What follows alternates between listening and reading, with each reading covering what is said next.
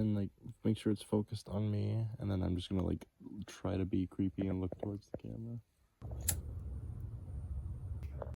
Hi, my name is Jeffrey Olsing, or the Count Grimm, talking about the album Guilty Youth today.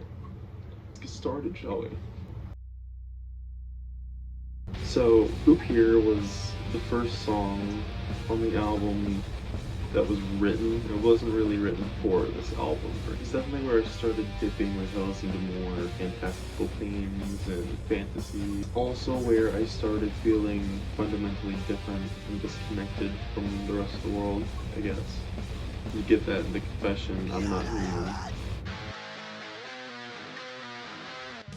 This Is Us was the first song written for this band. Actually written for Guilty Youth is Guilty Youth. Really the foundation of the album and kind of what to expect out of Guilty Youth, out of this album. Total hardcore feel for me, kind of, you know, old school My Chem vibes. Really liked the breakdown, I really liked, especially the breakdown. It's totally inspired by Typo Negative. If you don't know that band, I suggest you should. Lisa was the first song I wrote last summer when the sessions for Guilty Youth and really this whole project started. I was watching a lot of horror movies after meeting my girlfriend, and I came across one movie that I really loved, which was Haunter, a 2010 horror flick, and loved the twist, loved the story, loved the way it was told. So I decided to write a song about it. And I feel like it matches the storyline pretty well. It matches the vibe I got from it. It's from the perspective of the protagonist. So you might have to watch that movie to understand it, but I like Lisa a lot.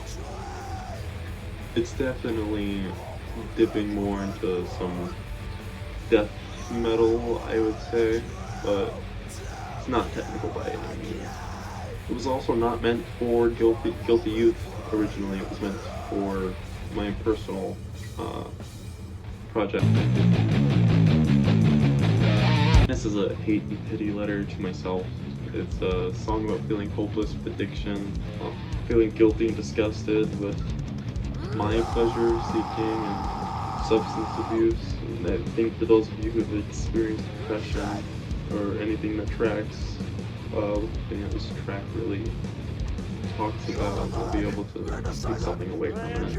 Angry, emotional, pitiful. And I think it comes across that way in the way the vocals are delivered. Road Rash is one of those songs that you never really particularly expected for it to just come out of you, and then it just does.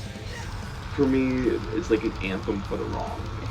It's called Leave Toxic Belief Systems and Connections, and it's a wake-up call, really. You know, defy. In the terms of the music, I think it's got power to it. It's in your face. It feels like some sort of revenge to me.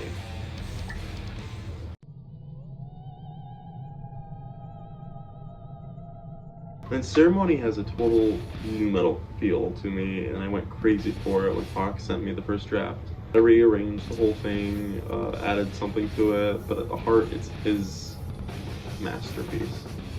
So, you know, it's about the pleasure-seeking nature of humans and people my age, or people older than me, people we see on the internet, and it's like a poem lamenting the possibility that we really may be too idiotic as a species to escape the system that we've trapped ourselves in.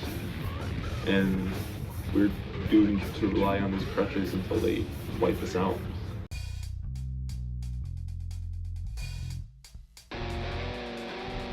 So, no more guilt, as like explicit as I'm gonna get on this record about like I think humans are gross and awful and we need to stop. But we get more into the sex part of it. It's for real a nu metal sex song.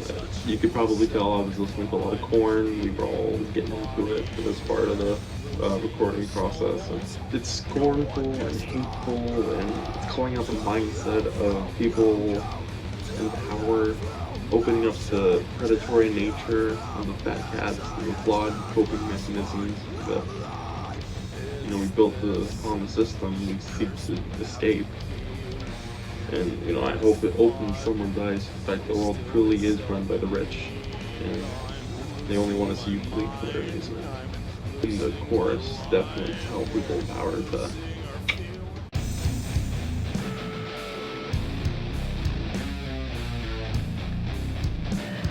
Feed the Pig is a more slamming song, I guess, but it was about a creepypasta, and that was the only one to actually give me a nightmare. And it's the same title. I don't remember what the actual writer was, but the narrator, I'm pretty sure it was Mr. Creepypasta. Love his channel. Go check him out if you have trouble sleeping at night and you like this kind of shit. The way that the story was written and the way that just the video itself was made too, like you really felt like you were there experiencing it, and it stuck in my head for a long time. You know, so without spilling too much, I'll stick to what the music side of it is. It's really like sludgy, heavy. The idea with this record is kind of make like mesh all the shit I like, and I sort of get a stadium sludge rock from this song. Let me know if I'm wrong, whatever you think. But it doesn't necessarily follow a storyline like Lisa does. It's mainly just in the universe if I was there, so can't give away too much, but go check out the story. Mr. Creepypasta, Feed the Pig Creepypasta, look it up.